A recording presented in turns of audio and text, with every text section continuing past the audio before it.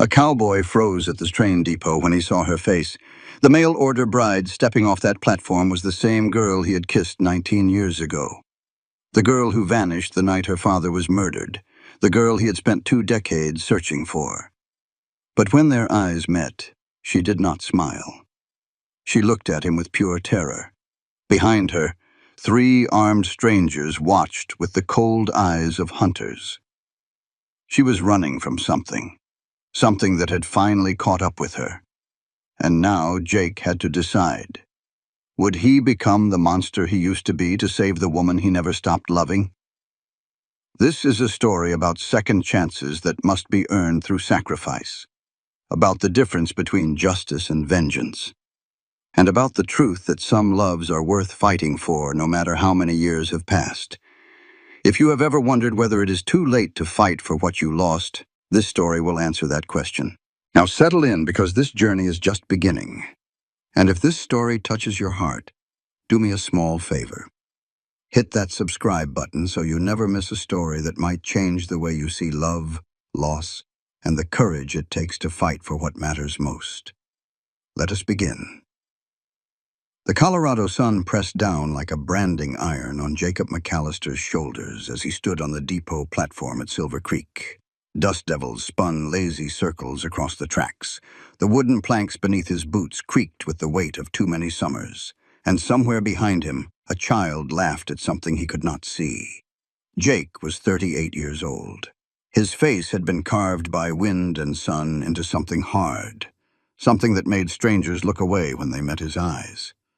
A long scar ran from his left temple down to his jaw, a souvenir from his last bounty that still ached when the weather turned cold. Gray streaked through hair that had once been black as coal, and his hands rested easy at his sides as he waited for his supply shipment. Ammunition, rope, tools for mending fences that did not truly need mending. He was not here to meet a bride. That was Edgar Thornton's business. The wealthy general store owner, 50 years old with a belly that spoke of too much good living, stood nearby clutching a photograph and sweating through his collar. Jake had built his ranch 15 miles outside of town, far enough that visitors were rare and questions rarer still. 5 years he had lived in that self-imposed exile, and 5 years he had told himself it was enough. The land was good. The cattle were healthy. Bill Hensley, his only hired hand, kept the loneliness at bay with his dry humor and steady presence. It was enough. It had to be enough.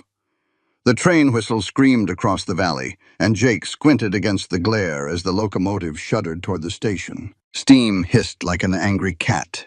Metal groaned against metal. And then the passengers began to descend. 3 men stepped off first. Jake's spine straightened before his mind caught up with what his body already knew. Old instincts, the kind a man never truly buries, surged through him like creek water through a cracked dam. These men moved wrong. Their eyes swept the platform with the cold efficiency of hunters, cataloging faces, measuring threats, dismissing the weak. They wore long coats despite the brutal heat. Jake knew what those coats were hiding. One of them, lean and weathered with pale eyes that held no warmth, let his gaze pass over Jake and then return. Hold. The man's head tilted slightly like a wolf catching an unexpected scent. Recognition flickered in those cold eyes. He knows me, Jake thought, or knows what I used to be. The pale-eyed man murmured something to his companions, and all 3 moved toward the hotel without looking back. But Jake had seen the flicker, had felt the weight of that gaze. He filed this away in the part of his mind that never truly slept. Then the 3rd passenger car opened, and his attention shifted to something he could not name, drawn by a force older than instinct toward the woman descending the iron steps. She wore a traveling dress the color of dust and sage, practical and worn at the hems.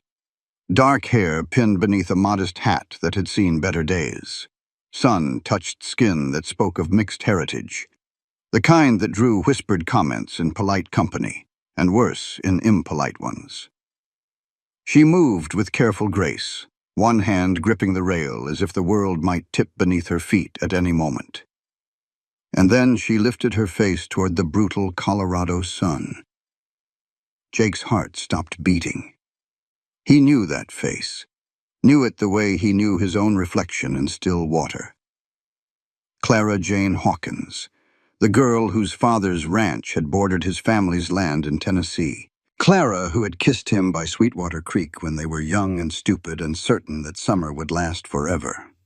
Clara, who had vanished 19 years ago like smoke in a strong wind, leaving him with nothing but questions and a promise he had never stopped keeping. Her name escaped his lips before he could stop it. Clara. She heard him. Across the noise of the platform, across the distance and the years, she heard him speak her name. She turned. Their eyes met, and Jake watched fear flood her face like water filling a drowning man's lungs. Her lips moved, forming words he could barely hear across the chaos of the depot. No. No, not you. She stumbled backward, nearly fell, and collided with Edgar Thornton, who had been approaching with his photograph and his hopeful smile. Edgar steadied her with hands that trembled slightly from his morning whiskey. His face showed confusion, then irritation, then something like possession, as he looked between Clara and Jake. "Miss Miller?" Edgar said, using what was clearly not her real name. "Are you quite all right?" Clara forced a smile onto her face. It was the most painful thing Jake had ever witnessed. She took Edgar's arm like a woman accepting a life sentence. "Yes," she said. "Yes, I am fine. Just tired from the journey."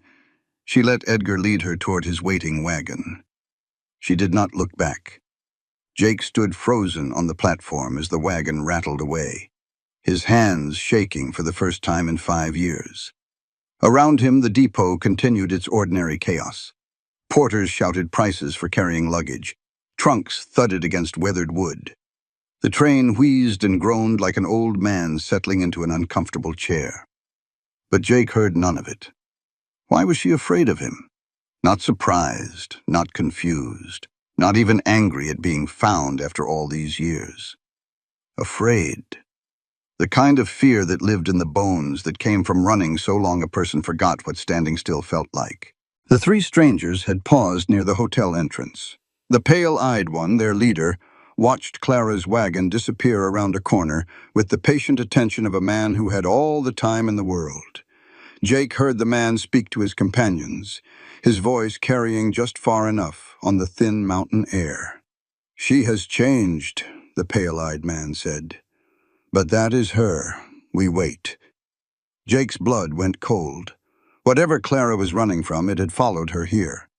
And now she was riding toward a homestead 5 miles outside of town, with a man who could barely protect himself from his own drinking habits, let alone a woman with hunters on her trail. Jake should walk away.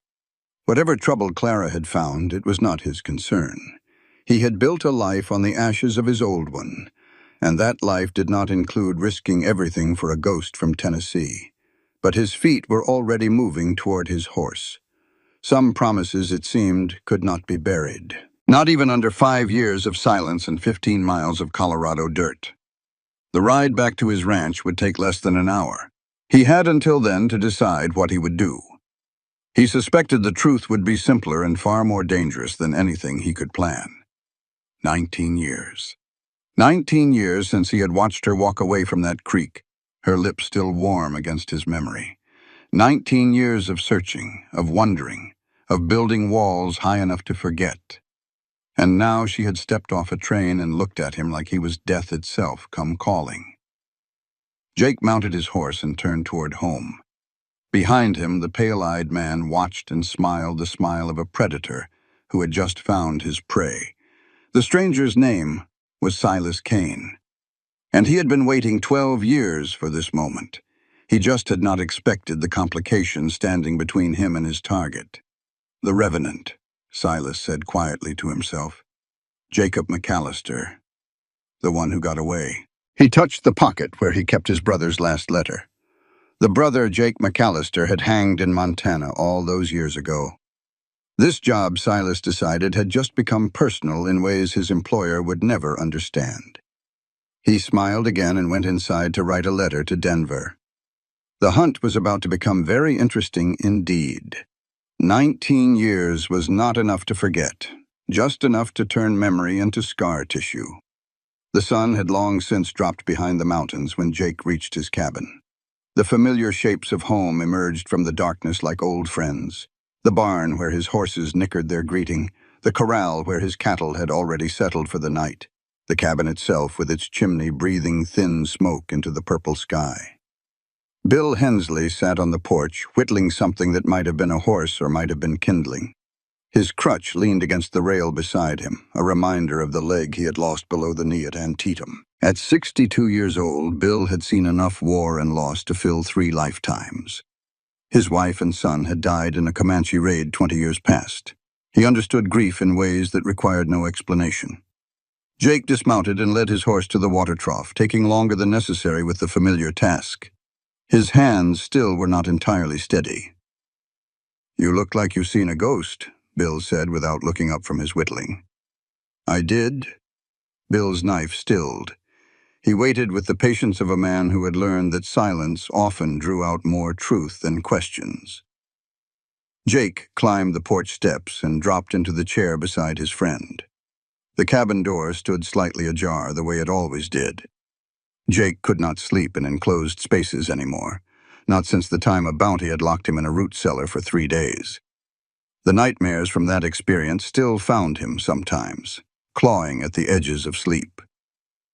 "Woman I knew when I was barely a man," Jake finally said. "Thought she was dead or gone forever. She stepped off that train today, coming to marry Edgar Thornton, that drunk who owns the general store." Bill whistled low. "Hell of a situation. She looked at me like I was the last person on earth she wanted to see." Jake stared out at the darkness gathering beyond the porch. "Like I was dangerous to her. Maybe a reminder of something painful. It was more than that. It was fear. The kind that comes from being hunted." Bill set down his whittling. His eyes, sharp despite his years, studied Jake's profile with the careful attention of a man who had learned to read people the way others read books. "Those 3 strangers who got off the train before her," Jake continued.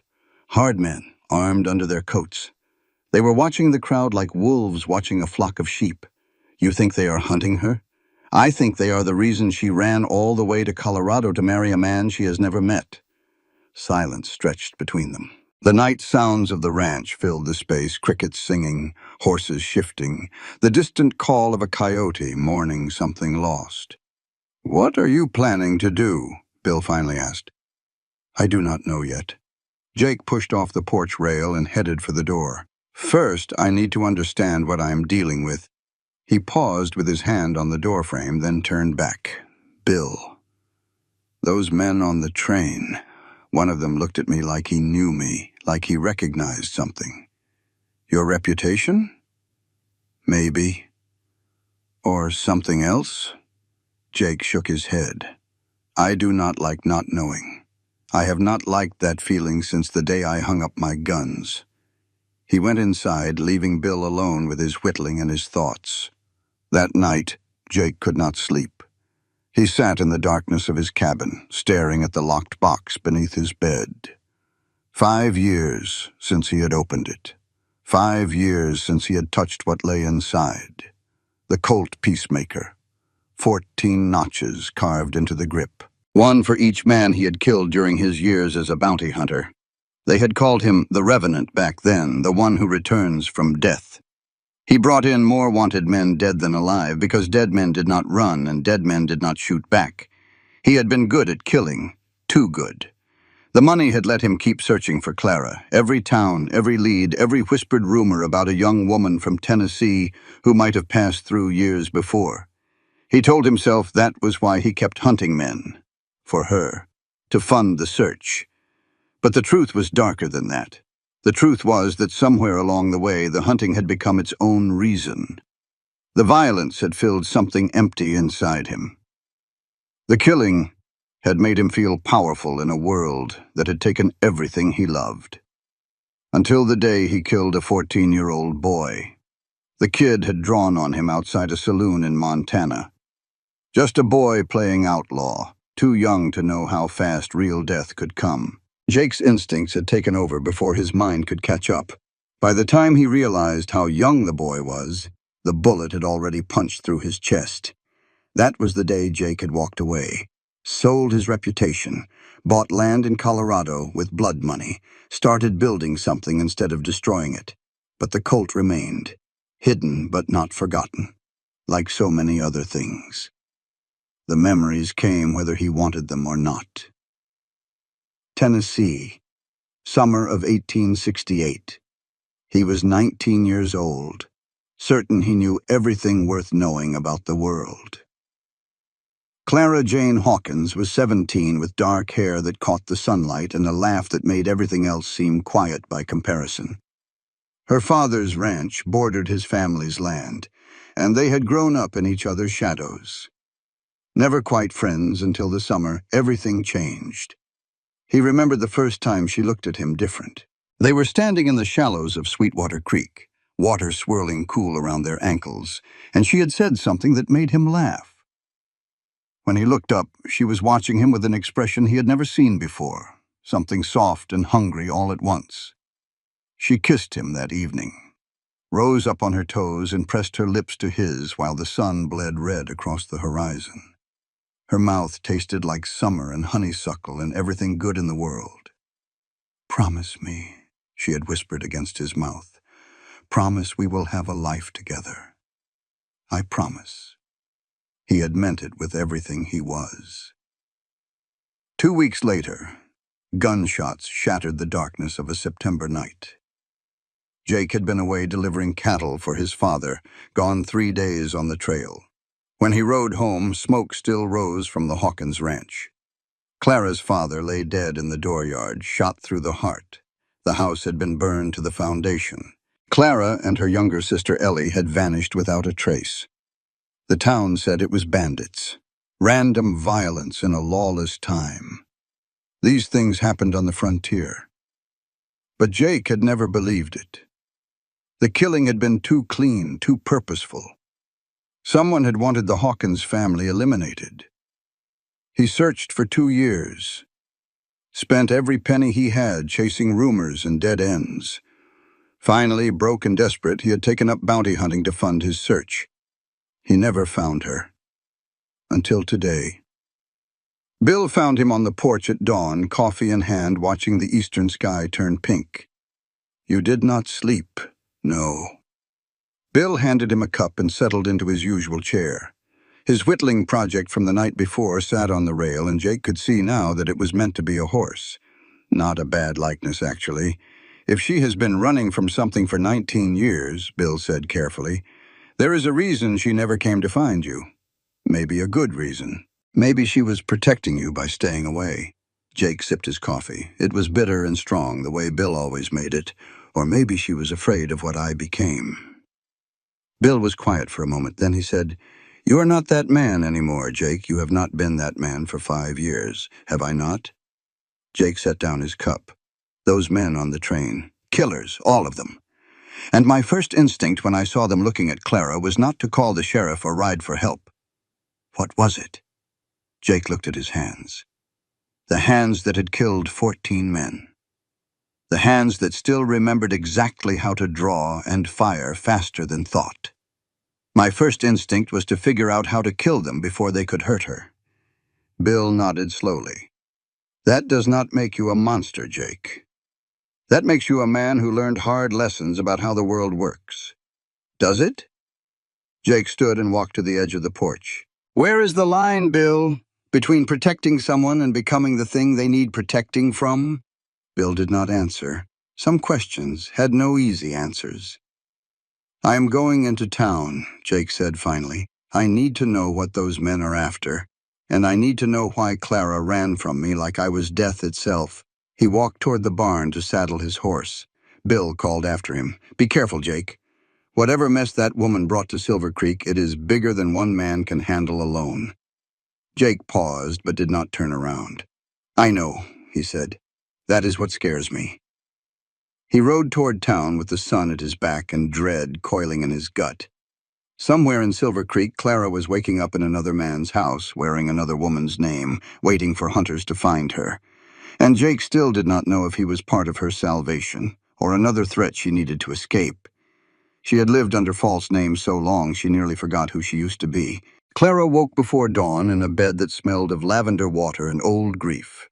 The room Edgar Thornton had given her was fine enough, with lace curtains on the windows and a quilt that must have belonged to his dead wife. Everything in this house belonged to his dead wife. The woman's ghost lingered in every carefully preserved detail. Clara did not mind ghosts. She had been living with them for 19 years. She rose quietly, checking the window locks out of habit, measuring the distance to the ground. Second floor, but there was a trellis covered in climbing roses. She could make that jump if she had to. She had made worse. The burn scar on her left wrist ached in the morning chill. It always did when she was afraid. A permanent reminder of the day Silas Kane had held a hot iron to her skin, demanding to know where she had hidden the ledger books. She had not told him. She had screamed until her throat bled, but she had not told him. That was the day she learned that she was stronger than she had ever imagined, stronger than the men who thought they owned her, stronger than the fear that had ruled her life. But seeing Jake McAllister on that platform had tested that strength in ways she had not expected. 19 years since she had kissed him by Sweetwater Creek. 19 years since she had whispered promises against his lips and believed that the world was good and love was enough. She had been so young, so stupid, so certain that summer would last forever. Then the men in dark coats had come for her father, and summer had ended in blood and fire. Clara dressed quickly in the plain clothes she had brought from back east. Practical fabrics, dark colors, nothing that would draw attention. She had learned the art of invisibility over the years, how to move through crowds without being noticed, how to become whatever people expected to see. Edgar Thornton expected to see a quiet widow grateful for a second chance at respectability. Clara could play that role. She had played harder ones. She found Edgar in the dining room, already working through a plate of eggs and biscuits. His hands trembled slightly as he lifted his coffee cup, and Clara recognized the signs of a man who had started his day with something stronger than coffee. "Good morning, Miss Miller," he said, using the name she had given him in her letters. "I trust you slept well." "Very well, thank you, Mr. Thornton. Your home is lovely." The lie came easily. Truth had never kept her safe. Only lies had kept her alive. Edgar nodded, pleased by the compliment. It was Elizabeth's pride and joy, this house. She had an eye for decoration that I certainly lack. He gestured for Clara to sit, and a tired-looking housekeeper brought her a plate of breakfast. Clara ate mechanically, tasting nothing, her mind already working through the problems that had followed her from Denver. Silas Kane was here. She had seen him on the platform, had watched his pale eyes find her in the crowd. He had smiled at her, the same smile he had worn while pressing hot iron to her skin. If Silas was here, then Judge Ashford knew exactly where she was. The mail-order bride scheme had failed. Her attempt to disappear into the frontier had been nothing but a brief delay. They would come for her. The only question was when. And now there was Jake to consider. She had not expected to see him, had not expected him to be alive at all, truth be told. The bounty-hunting world was not kind to its practitioners. She had assumed the frontier had claimed him years ago. But there he was, older, harder, scarred in ways that went deeper than the mark on his face. But still Jake, still the boy who had promised to come back for her. She had found him once, 12 years ago. Had tracked him across half the frontier, driven by something she could not name. Love, hope, the desperate need to believe that one good thing from her old life had survived. She found him in Montana, in a town called Bitter Creek. He had a man at the end of a rope, a man who was begging, crying, pleading for mercy. Jake had been smiling. She watched him pull the rope tight and hold it until the man stopped struggling. Watched him stand there with satisfaction on his face while a human being died at the end of his arm. That was when Clara had understood the truth. The boy she had loved was gone. The man who remained was a monster, no different from the ones who had destroyed her family. She had run back into hiding, back into the shadows, back into the endless game of survival that had become her life. But she had never forgotten his face. never stopped wondering if she had been wrong about what she saw. Now he was here, and she had to decide what to do about it. "I thought I might show you around town today," Edgar was saying. "Introduce you to some of the better families. The Reverend's wife is particularly eager to meet you." Clara forced herself to focus on the conversation. "Of course. That sounds lovely." She spent the morning playing the role of eager bride-to-be. She smiled at the appropriate moments. She admired Edgar's general store with its carefully organized shelves. She nodded politely when the Reverend's wife, a thin woman with sharp eyes and a sharper tongue, explained the importance of church attendance in a civilized community. All the while Clara was watching, counting, planning. She saw Silas Kane twice moving through town with the casual confidence of a man who had nothing to fear. His two companions stayed close, their eyes constantly scanning. They knew she had seen them. They wanted her to know they were watching. It was a message, a threat. "Surrender now, and we might let you live a little longer." Clara had received such messages before. She had never surrendered yet. The Reverend himself stopped to greet them outside the church. Nathaniel Crane was a soft-spoken man with gentle eyes and a warm handshake. Everything about him spoke of comfort and safety. Clara did not trust him for a second. "Miss Miller," Crane said, holding her hand perhaps a beat too long. "What a pleasure to welcome you to our little community. I do hope you will find peace here." "Thank you, Reverend. I am sure I will." But even as she spoke, something about Crane nagged at her attention. The way he moved, the way his eyes tracked across the street, marking the positions of Silas and his men without seeming to notice them at all. Preachers did not move like that, but men who had once worn guns did. She filed the observation away for later consideration. It was late afternoon when she finally found a moment alone. Edgar had business to attend to, and Clara had claimed a headache that required rest. Instead of returning to the house, she slipped out the back door and made her way through the alleys of Silver Creek. She needed to reach the cemetery. Her money and documents were buried there, hidden in a place no one would think to look. Without them, she had no options. She was halfway through a narrow passage between the livery stable and the blacksmith shop when a voice stopped her cold. "Clara." Jake stepped out of the shadows. He looked different in the daylight than he had at the depot. More tired, more human. The scar on his face caught the afternoon light, a map of violence written across his skin.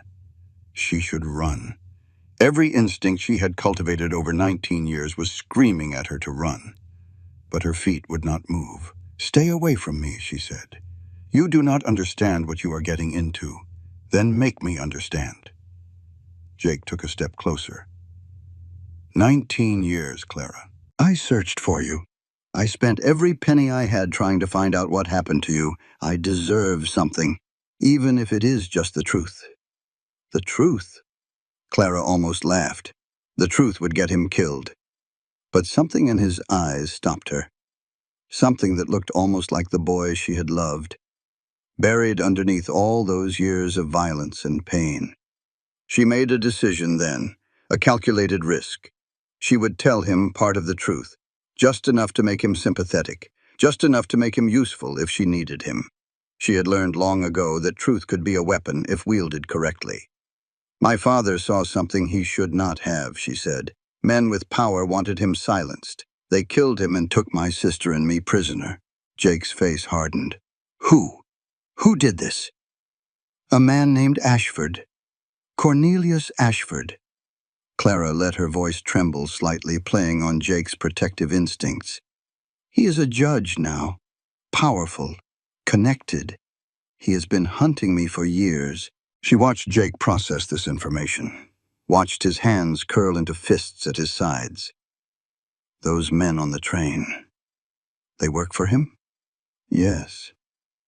Clara allowed a tear to escape, just one, carefully calculated. "They will kill me if they catch me. But first they want something I took from Ashford, something that could destroy him." Jake's eyes narrowed slightly. "What did you take?" Clara hesitated. She had not planned to tell him this much. But there was something in his expression, a sharpness that had not been there a moment before. He was testing her, seeing if her story held together. She had to be careful here.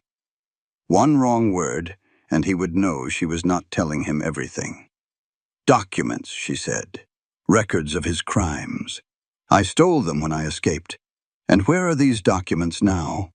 "Safe." Clara pulled back, rebuilding her walls. "They are the only reason I am still alive." Jake studied her for a long moment. She could not read his expression, could not tell if he believed her or saw through the half-truths she had woven. "I am not asking for your help," she said finally. "I am asking for one thing. Pretend you do not know me. Stay away from me. Let us both live." She turned to walk away. "Clara." She stopped, but did not turn around. "You said those men have been hunting you for years." Jake's voice was quiet, thoughtful. "But you chose to come here, to this town, to marry a stranger." She did not respond. "That means you are out of options. That means whatever you are running from, it finally caught up to you." Clara closed her eyes. He was smarter than she had given him credit for. "Goodbye, Jake." She walked away without looking back. She could not afford to look back, because if she did, she would see what she could not afford to acknowledge. After 19 years, his face was still the only thing that made her want to stop running. From the shadows of the church doorway, Reverend Nathaniel Crane watched them both. His hand moved across a small notebook, recording everything he had observed. Later that evening, he would write a letter to Denver, a letter that would reach Judge Cornelius Ashford within the week. The letter would say that Clara Jane Hawkins had made contact with a former bounty hunter named Jacob McAllister, that the situation had become complicated, that additional resources might be required. Crane sealed the letter with steady hands. He felt no guilt about what he was doing. Family was family, after all, and his brother had built something magnificent in Denver, an empire that would reshape the entire territory. A few more bodies along the way were simply the cost of progress. The Lord worked in mysterious ways, Crane thought as he walked the letter to the post office. And so did the Ashford family. He had been the best tracker in the West. He forgot that prey can become predator. Jake spent the night after his conversation with Clara sitting on his porch, turning over her words like a man examining a suspicious coin. She had told him enough to explain her fear. A powerful enemy. Stolen evidence. Hunters on her trail. But she had not told him everything. He had seen it in the way her eyes shifted when he asked about the documents. In the slight hesitation before she answered, in the careful construction of her story, each piece fitting too neatly into place. Clara Jane Hawkins had learned to lie over the past 19 years. She had learned to lie very well. The question was whether her lies were meant to protect him or protect herself from him. Bill brought him coffee at dawn, settling into the chair beside him with the ease of long habit. "You did not sleep again?" "No." "You going to tell me what has got you wound so tight?" Jake told him about the conversation in the alley, about Clara's story of a powerful enemy named Ashford, about the documents she claimed to have stolen. Bill listened without interrupting, his weathered face giving nothing away. "You believe her?" he asked when Jake finished. "I believe she is running from something." Jake stared into his coffee cup. "I believe those men are dangerous. Beyond that, I do not know what to believe. But you are going to help her anyway." Jake did not answer. They both knew the answer. "I am going to town," he said instead. "I need to find out more about these men. And about this Ashford she mentioned." Bill nodded slowly. "Watch your back, Jake. You have been out of the game for 5 years. Maybe you have lost a step. Maybe I have." Jake stood and stretched. "Or maybe some things you never forget." He rode into Silver Creek with his senses sharp and his hand never far from the Colt on his hip.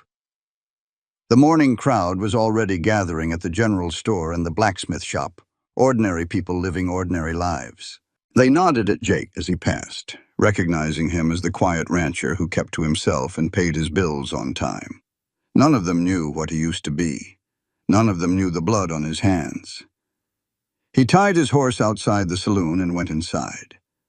The Lucky Strike was nearly empty at this hour. Just a few old-timers nursing morning whiskey and a card game in the corner that looked like it had been going since yesterday. The bartender, a thick-armed man named Dutch, nodded at Jake as he approached. "Coffee," Jake said. Dutch poured without comment. Jake settled onto a stool where he could watch the door and let the silence stretch. Dutch was a man who appreciated silence. He was also a man who heard everything that happened in Silver Creek. "Those 3 strangers who came in on yesterday's train," Jake said eventually. "Know anything about them?"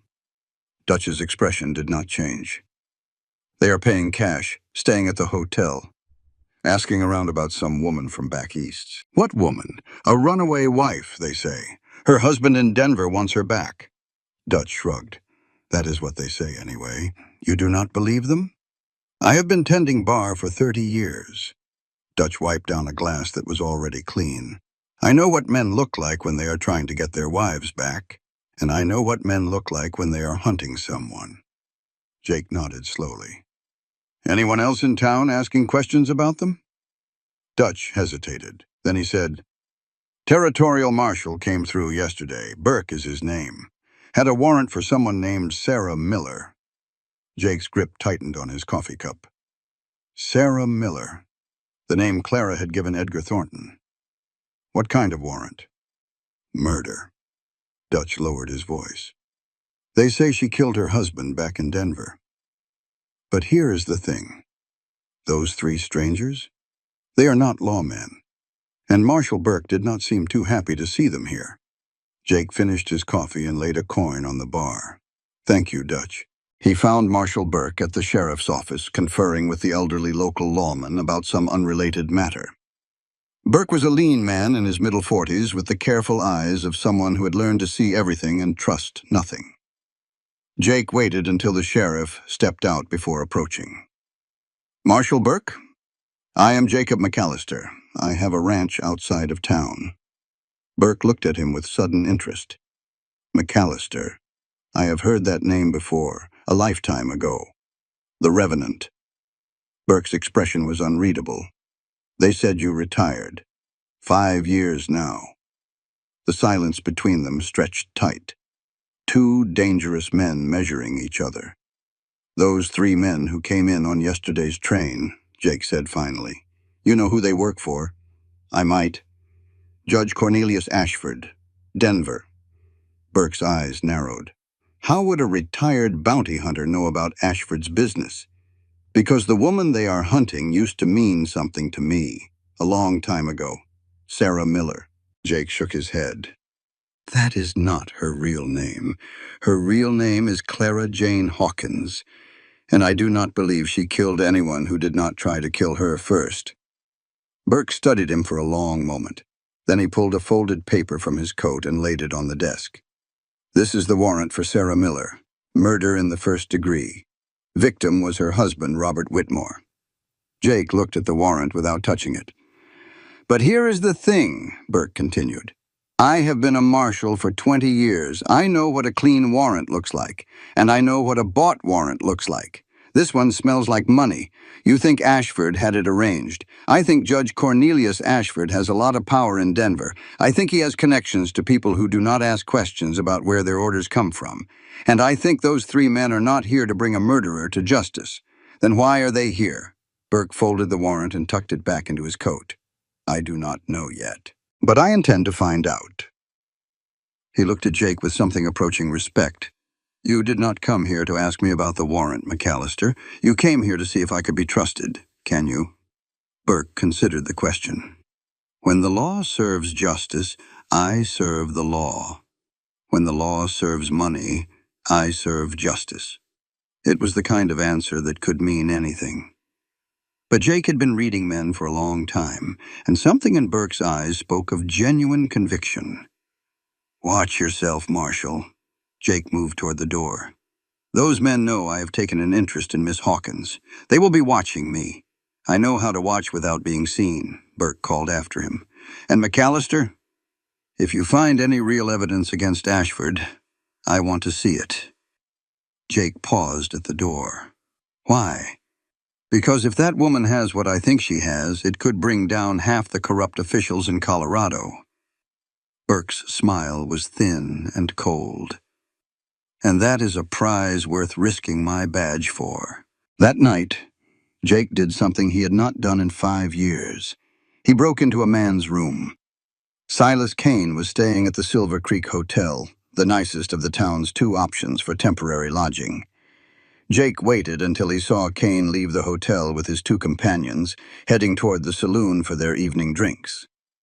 Then he slipped around to the back of the building and climbed up to Kane's window. The lock was simple. Jake had it open in seconds. The room was sparse and neat, the belongings of a man who traveled light and traveled often. A few changes of clothes, a rifle case, a box of ammunition, and letters. Jake found them in a leather satchel hidden beneath the mattress. A stack of correspondence written in a careful, educated hand. The signature at the bottom of each one was simply 2 initials. C. A. Cornelius Ashford. Jake read quickly, memorizing the important details. The letters spoke of a woman who had stolen something valuable, something that could ruin everything Ashford had built. The letters spoke of recovery, not elimination.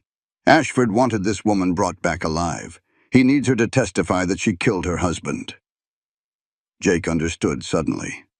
This was not about murder. This was about silence. Ashford had killed someone and framed Clara for it. Now he needed her to confess, to take the blame, to protect him from whatever evidence she had stolen. If she confessed, she would hang. If she refused, she would disappear. Either way, she would be silenced. Jake was replacing the letters when he heard footsteps in the hallway. He moved without thinking, sliding beneath the bed just as the door opened.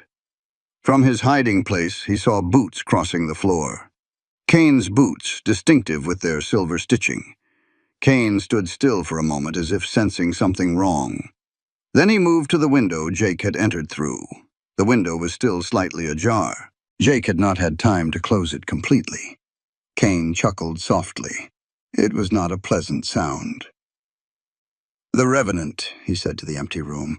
"I wondered when you would show up." He walked to the bed and sat down. The frame creaked under his weight, inches from Jake's face. "My employer thinks you are a complication," Kane continued, "but I think you are an opportunity. I have been waiting 12 years for this, McAllister." Jake held perfectly still, barely breathing. "You probably do not remember my brother. Samuel Kane, Bitter Creek, Montana. 1875.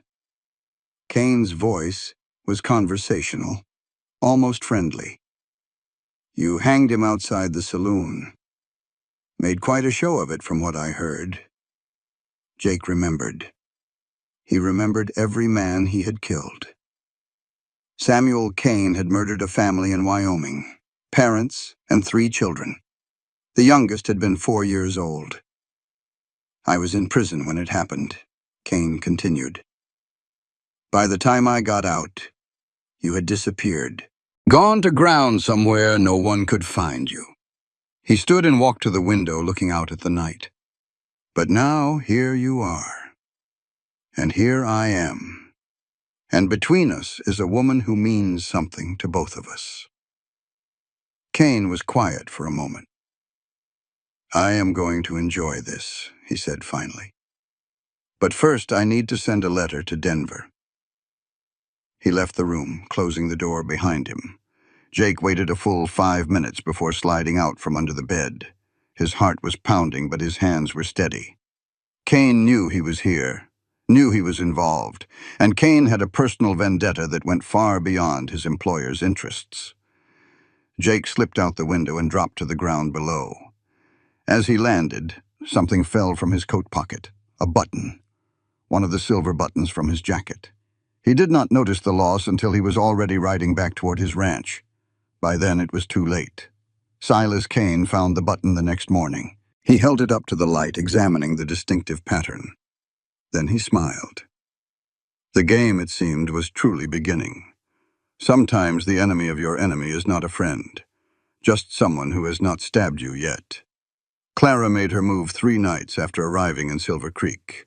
She waited until Edgar Thornton had drunk himself to sleep, which happened reliably by 9 o'clock each evening. Then she slipped out the back door and made her way through the darkness toward the cemetery.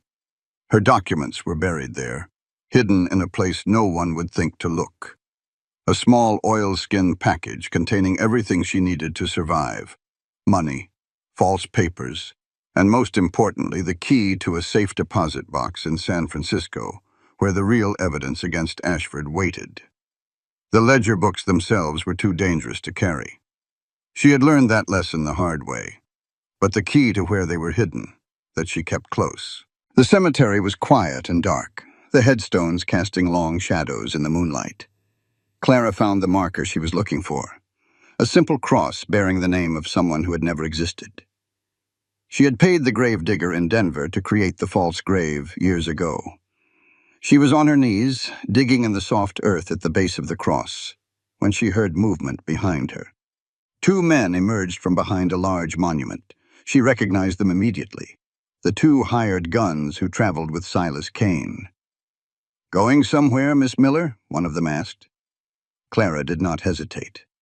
She had survived 19 years by never hesitating. She threw the handful of dirt she was holding into the nearest man's face and ran. She made it maybe 20 feet before the second man caught her. His arms wrapped around her from behind, lifting her off her feet. She kicked and clawed and bit, drawing blood from his hand when he tried to cover her mouth. "Damn wild cat," he snarled. "Hold still, or I will break your arm." But Clara did not hold still. She had learned long ago that submission meant death. She had the scars to prove it. She was still fighting when a third figure emerged from the darkness. Jake McAllister moved like a ghost, silent and deadly. His fist connected with the first man's jaw before the hired gun had even fully turned around. The man dropped like a sack of grain. The second man threw Clara aside and went for his gun. He never got it clear of the holster. Jake was on him in 2 steps, driving a knee into his gut and an elbow into the back of his neck. Both men lay unconscious in the dirt. Jake stood over them, breathing hard, his eyes wild with something Clara had not seen in them before. "Are you hurt?" he demanded. Clara picked herself up, brushing dirt from her dress with shaking hands. "No, thank you." Jake grabbed one of the unconscious men by his collar and dragged him to the base of a headstone. He pulled rope from his belt and began tying the man's hands behind his back. "What were you doing out here alone?" he asked without looking at her. "I could ask you the same question. I have been watching Thornton's house every night since you arrived." Jake finished with the first man and moved to the second.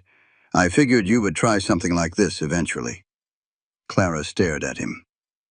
"You have been watching me?" Someone had to. There was something in his voice that made her chest tighten. Not accusation, not anger. Something else entirely. The second man groaned and began to stir. Jake slapped him hard across the face.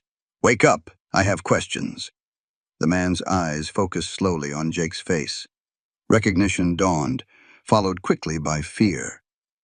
"McAllister," he breathed. "The Revenant. I do not use that name anymore." Jake drew his knife and held it where the man could see it. "But I still remember how to make men talk.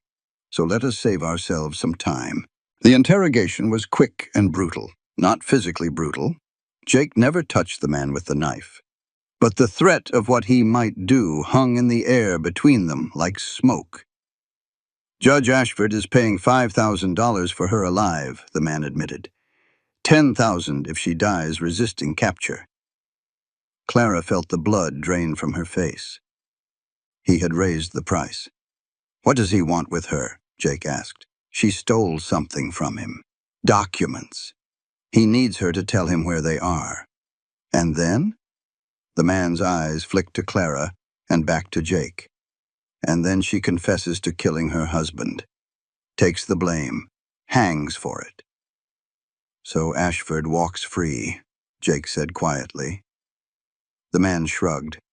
"That is above my pay grade. I just do what I'm told." Jake looked at Clara. His expression was unreadable. "Is this true?" Clara held his gaze. "Yes. You stole documents from Ashford. Yes. And your husband? Clara's jaw tightened. Robert Whitmore was never my husband. He was Ashford's man, assigned to watch me. When he found out I had taken the ledger books, he tried to kill me. I defended myself. She waited for Jake to respond, for him to ask more questions, to doubt her story, to demand the whole truth. Instead, he hit the bound man on the back of the head, knocking him unconscious. "We need to move," he said.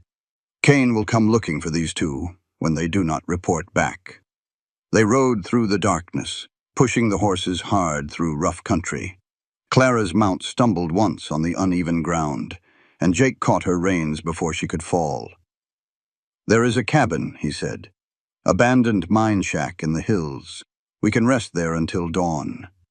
The cabin was little more than 4 walls and a roof, long since picked clean by scavengers and weather. But it had a door that closed and windows that watched the approach from all directions. Jake built a small fire while Clara caught her breath. "You said Ashford killed your father," Jake said, not looking at her, "because of something he saw." "Yes." Clara wrapped her arms around herself. "My father discovered that Ashford was using our land as a waypoint for his operations, moving people across the territory, selling them." Jake's hands stilled on the kindling. "Trafficking." "Yes." Clara's voice hardened. "Men, women, children. Hundreds of them over the years. My father was going to report what he had found to the territorial marshal, but Ashford found out first. He sent men in the night. They killed my father. They took my sister and me." Clara stared into the growing flames. "I spent 10 years as Ashford's prisoner. 10 years recording his crimes, managing his books, watching him sell human beings like cattle. And all that time, Ellie was held somewhere. I could not reach her. His insurance policy to make sure I stayed compliant. Where's your sister now?" "Still in Denver." Clara's voice cracked. "Still his prisoner. Still his. If I surrender, he kills her. If I run, he kills her. I have been trying to find a way to save her without dying myself. And the documents. I memorized everything, every transaction, every name, every body buried to keep Ashford's secret safe. Then I stole the original ledger books and I ran." She finally looked at Jake. "Those documents can destroy him. They can bring down half the corrupt officials in the territory. But as long as he has Ellie, I cannot use them." Jake was quiet for a long moment. The fire crackled between them. "I will help you," he said finally. Clara shook her head. "You do not understand what you are offering. Ashford has money, power, connections. He will destroy anyone who gets in his way. I understand exactly what I am offering." Jake met her eyes. "I am offering to do what I should have done 19 years ago. Fight for you." Clara felt tears burning at the corners of her eyes. She had not cried in years, had not allowed herself that weakness. "Why?" she whispered. "Why would you risk your life for me?" "Because I made you a promise once." Jake's voice was rough. "Because I have spent 19 years wondering what happened to you. Because when I close my eyes at night, I still see you standing by that creek in Tennessee." He stood and walked to the window, staring out at the darkness. "And because maybe this is my chance to prove that I am not the monster I became." Clara rose and crossed to stand behind him. "I found you once," she said quietly, "in Montana, 12 years ago." Jake went very still. "I tracked you for 6 months, followed rumors and whispers until I found the town where you were working." Clara's voice trembled. "You had a man at the end of a rope. He was begging for his life. And you were smiling, Jake." She saw his shoulders tense. "I saw what you had become and I ran. I ran because I was more afraid of you than I was of Ashford." Silence stretched between them. When Jake finally spoke, his voice was barely a whisper. His name was Samuel Kane. He killed a family in Wyoming. Parents and 3 children. The youngest was 4 years old. Clara closed her eyes. "I was not smiling because I enjoyed watching him die," Jake continued. "I was smiling because justice was finally being done. Because for once the monster was punished instead of going free. He turned to face her. But you were right to run. What I became during those years was something dark, something that scared even me. That is why I stopped. That is why I walked away. Clara looked at him, really looked, for the first time since she had arrived in Silver Creek. She saw the scars on his face and hands, the gray in his hair, the weight of years in his eyes. But she also saw something else, something she had not expected to find. Pain, guilt, the desperate longing for redemption. He was not a monster. He was a man who had done monstrous things and hated himself for them. I do not know if I can trust you, she said honestly. I know. Jake's expression did not change. I am not asking you to trust me. I'm asking you to let me help, and what do you want in return? Jake was quiet for a moment. Then he said, I want to understand. Why you never came to find me. Why you chose to run instead of letting me protect you. Clara felt something shift inside her chest. A wall she had built years ago, crumbling just slightly. Because I thought you were dead, she said. Because by the time I learned you were alive, I had already seen what the world had turned you into. She reached out and touched the scar on his face. But I am starting to wonder if I was wrong. They reached Jake's cabin by dawn. Bill Hensley was waiting on the porch with his rifle and a pot of coffee. He took one look at Clara, one look at the blood on Jake's shirt, and nodded once. I will make breakfast, he said. Over eggs and biscuits, Jake laid out what he had learned. Ashford's men, the warrant for Sarah Miller, Marshall Burke and his suspicions about bought justice. Bill listened without interrupting.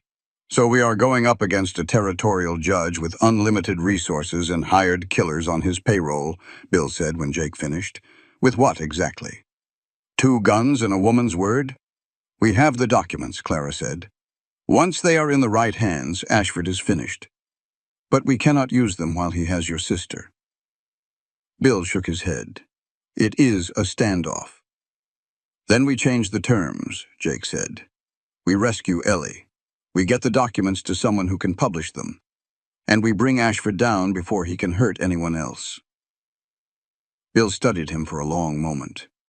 Then he looked at Clara. Miss Hawkins, is this man worth dying for? Clara met Jake's eyes across the table. I do not know yet, she said honestly, but I think he might be worth living for. Bill snorted. Good enough, I suppose. He stood and began clearing the dishes. I will start preparing supplies. If we are going to war with a territorial judge, we had best be well provisioned. Jake caught Clara's arm as she rose to help. Thank you, he said quietly. For what? For giving me another chance. Clara looked at him, at this man she had loved as a girl and feared as a woman. Do not make me regret it. She went to help Bill with the dishes. Behind her, Jake watched her go with something like hope burning in his chest. It was a feeling he had not experienced in a very long time. Outside, the sun was rising over the Colorado mountains. And somewhere in Denver, Judge Cornelius Ashford was receiving a letter that would change everything. The letter was from Silas Kane. It told Ashford that his prey had found a protector. It also told him that Kane had unfinished business with that protector, business that had been waiting 12 years for resolution. Ashford read the letter twice. Then he smiled and began making preparations. If Clara Jane Hawkins wanted war, he would give her war. And when it was over, there would be nothing left of her or anyone who had tried to help her. Some men kill with knives. Some kill with pens. Ashford did both, and smiled while doing it. Judge Cornelius Ashford arrived in Silver Creek exactly 1 week after Clara had stepped off the train. He came with an entourage of 12 men, an elegant carriage polished to mirror brightness, and a smile that would have charmed the devil himself. His white gloves gleamed in the morning sun as he stepped down to greet the townspeople who had gathered to see the important visitor from Denver. The judge was campaigning for the territorial legislature, his supporters said. He wanted to meet the good people of Silver Creek. He wanted to hear their concerns and win their votes. Clara watched from the window of Edgar Thornton's house as Ashford worked the crowd in the town square. Her hands were shaking, though she told herself it was from cold. 8 years since she had seen that face. 8 years since she had watched those gentle hands sign documents that condemned human beings to slavery. 8 years since she had heard that soft voice ordering her torture. He looked exactly the same. The distinguished gray hair, the kindly expression, the modest bearing of a man who wanted nothing more than to serve his community. No one looking at him would ever guess the truth. "Miss Miller?" Edgar's voice came from behind her. "Are you quite well? You look pale." Clara forced herself to turn away from the window. "I am fine. Just tired." Edgar nodded, his face showing relief. He had been looking for an excuse to end their engagement ever since rumors had started circulating about her past. Clara did not blame him. Edgar was a coward, but he was not a fool. "The judge is holding a reception this evening at the hotel," Edgar said. "I thought we might attend together. Show the community that you are a respectable woman." "Of course." Clara's voice was steady, though her stomach churned. "That sounds lovely." She spent the rest of the day preparing. Not for the reception, but for what would come after. Jake had been sending messages through Bill Hensley, who came into town each day for supplies. The messages were brief and coded, but Clara understood their meaning. Hold position, watch and wait, do not engage. He was gathering information, looking for weaknesses in Ashford's defenses. Clara knew she should trust his judgment. Jake had spent years hunting dangerous men. He knew how to pick the right moment. But holding position was the hardest thing she had ever done. The reception that evening was everything Clara had expected. Silver Creek's wealthiest citizens gathered in the hotel's modest dining room, drinking punch and pretending they were in San Francisco instead of a frontier mining town. Ashford moved through the crowd like a shark through calm water, shaking hands and smiling at jokes and promising better roads and lower taxes. Everyone loved him. Everyone trusted him. Clara stayed close to Edgar, playing the role of dutiful bride-to-be while her eyes tracked Ashford's movements around the room. Then she saw something that made her blood run cold. Reverend Nathaniel Crane had approached Ashford near the window. Their conversation looked casual enough, two respectable men discussing local matters, but Clara saw the way Crane leaned in close. Saw the way Ashford's hand touched Crane's shoulder in a gesture that was far too familiar. She knew that gesture. Ashford used it with people he considered his inner circle, people he trusted completely. Crane was one of his. The realization hit Clara like a physical blow.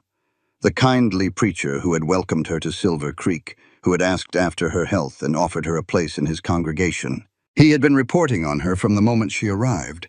She had been watched from the inside. "Miss Miller?" Clara started. Ashford himself was standing in front of her, his hand extended, his smile warm and welcoming. "I do not believe we have been formally introduced," Ashford said. "I am Judge Cornelius Ashford." Clara took his hand. The white glove was soft against her palm. "Sarah Miller," she said. "How do you do, Judge?" Ashford held her hand a moment too long. His eyes searched her face with an intensity that belied his pleasant expression. "You seem familiar, Miss Miller. Have we met before?" Clara's heart was pounding so hard she was certain he could hear it. "I do not believe so, Judge. I have never been to Denver." "Curious." Ashford released her hand. "You remind me of someone, a woman who used to work in my household many years ago. I have one of those faces. Perhaps." Ashford's smile never wavered, but something cold flickered behind his eyes. "Well, Miss Miller, I hope you enjoy your time in Silver Creek. It is a charming little town, the kind of place where people can start fresh." He moved away to greet other guests. Clara excused herself and fled to the washroom, where she stood over the basin with her hands pressed to her face, trying to control her breathing. He knew. He absolutely knew. But he had not given her away. Had not called for his men to arrest her on the spot. Why? The answer came to her slowly, chilling in its implications. He wanted her afraid. He wanted her to know that he could take her whenever he chose. He wanted her to understand that every moment of freedom was a gift he was allowing her to have. It was a game to him, a cat playing with a mouse before the killing strike. Clara straightened and looked at herself in the mirror. Her face was pale, her eyes too wide. She looked exactly like what she was, a terrified woman with nowhere to run. No, she was not that woman anymore. She had not been that woman for years. She had survived his torture. She had stolen his secrets. She had escaped his prison and stayed free for 8 years while his hunters searched for her. She was not prey. She was a survivor, and she was done running. That night, after the reception ended and Edgar had drunk himself to sleep, Clara slipped out of the house and made her way to the edge of town where Jake was waiting with horses. "He knows," she said without preamble. "Ashford knows who I am." Jake's expression darkened. "Did he threaten you?" "Not directly, but he made sure I understood." Clara climbed into the saddle. "He is playing with me. He wants me scared." "Are you scared?" Clara thought about the question. "Yes," she admitted, "but I am also angry. And right now, anger is more useful." They rode in silence for several miles before Jake spoke again. "I have been watching Ashford's men," he said. "Silas Kane has been making trips to the church every evening, meeting with Reverend Crane for what he calls spiritual guidance." Clara nodded grimly. "I saw them together at the reception. Crane is one of Ashford's." "I know." Jake's voice was hard. "Bill has been digging into Crane's past.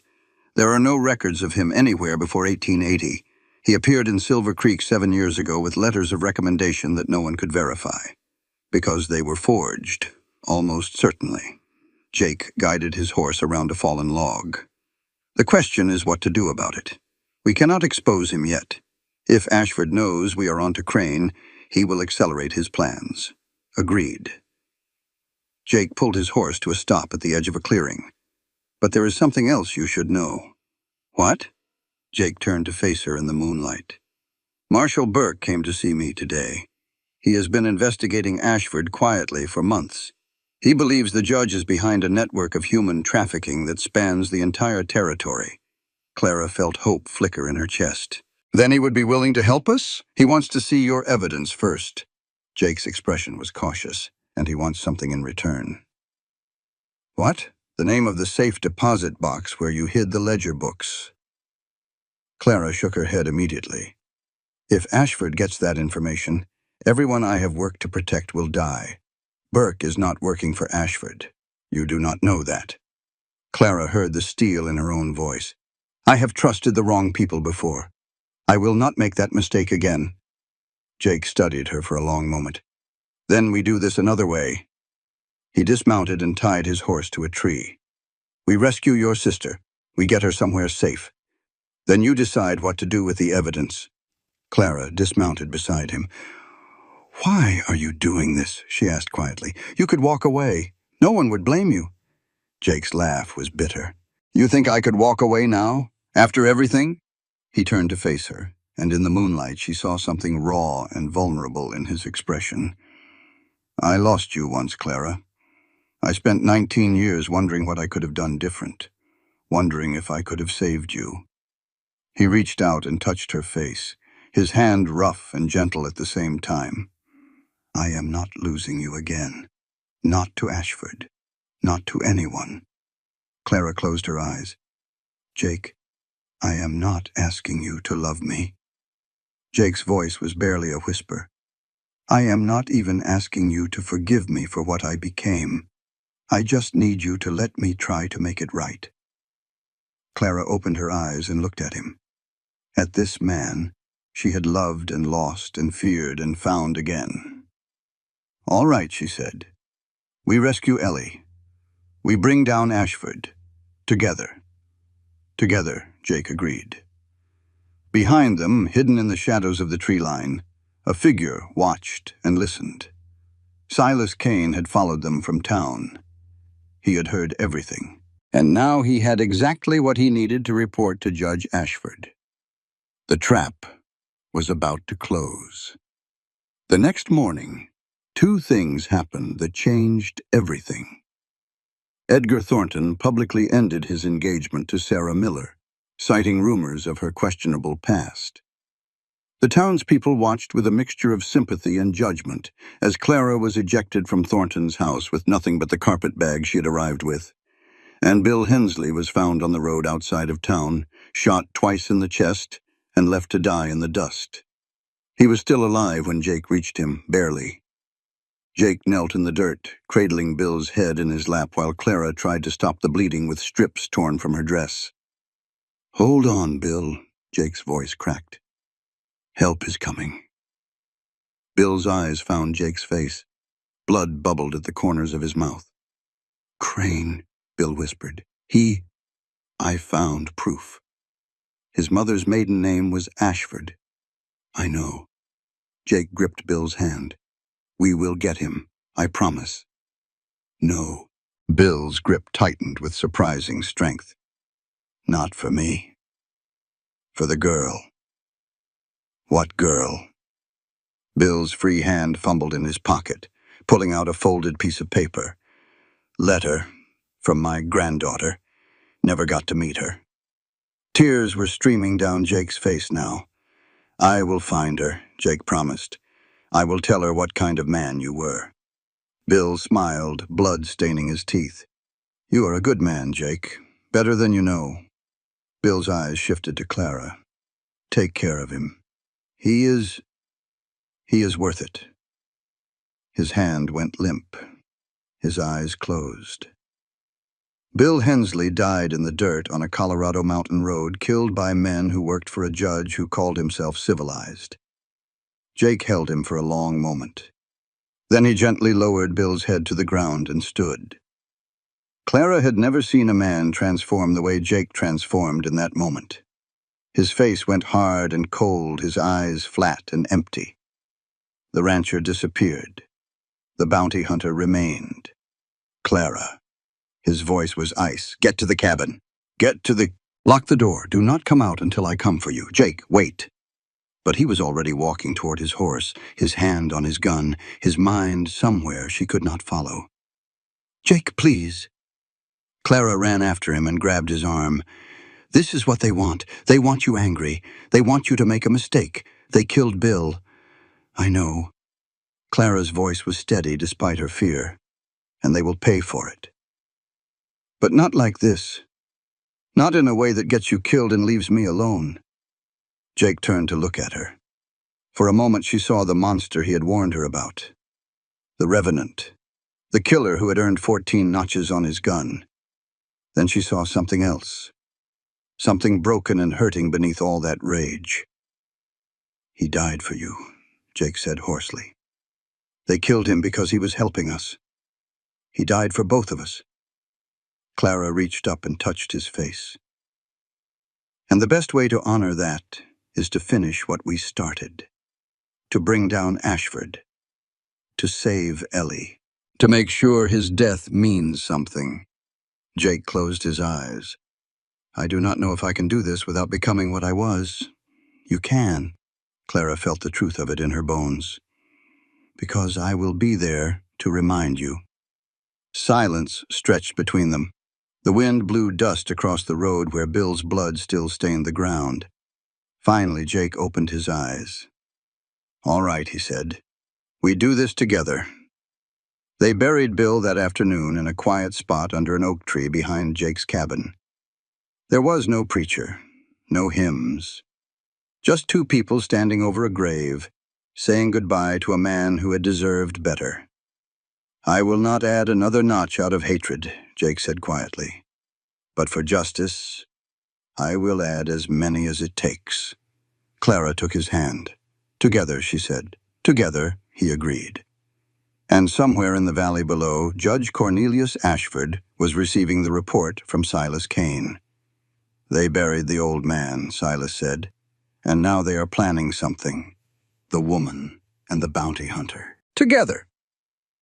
Ashford smiled and adjusted his white gloves. Perfect, he said. Let them plan. Let them hope. He looked out the window at the Colorado mountains. It will make their defeat all the sweeter. Some nights last so long you think dawn will never come. This was one of those nights. 3 days passed after Bill's death. 3 days of planning, of preparation, of watching Ashford's men watching them in return.